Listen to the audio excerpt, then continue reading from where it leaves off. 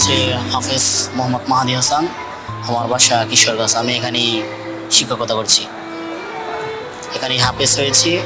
এখন হাফেজ হওয়ার পর এখানেই আলহামদুলিল্লাহ আল্লাহ তাআলা আমাকে একটি রিজিকের ব্যবস্থা করে দিয়েছে, সেজন্য আমি শুকরিয়া। জন্ম থেকেই অন্ধ হয়েছি। তো আমার যখন 11 বছর 11-12 বছর, তারপরে আমি মাদ্রাসার সন্ধান পাই।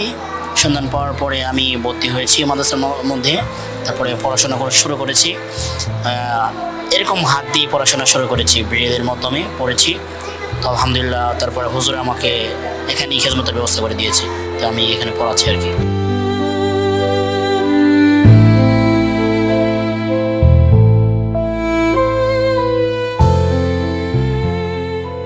ওরা ভবিষ্যতে বড় বড় আলেম হাফেজ হতে পারবে, আমি সেটা আশাবাদী আল্লাহর কাছে।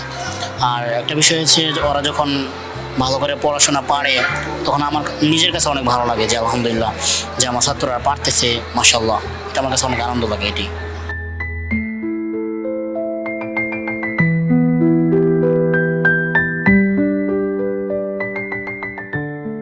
জীবন অবাক না করলে কে করবে? 28% মিল্ক ফ্যাটের অবাক করার সাথে ফ্রেশ মিল্ক পাউডার। জীবন অবাক করুক প্রতিদিন। বড় অবস্থা যে হাফেজ মাওলানা আবুল কালাম আজাদ, উনি আমাদেরকে এই ব্যবস্থাটা করে দিয়েছেন, সেজন্য আল্লাহর কাছে হাজার হাজার শুকরিয়া।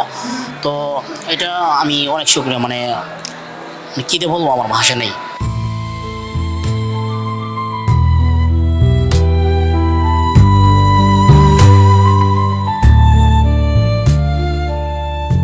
যেহেতু দৃষ্টি প্রতিবন্ধী আমাদের অনেক বাচ্চা, তো এখানে কিন্তু আসলে অনেক বাচ্চারা আসে কিন্তু ফিরে যায়, তারা চলে যায় কেন?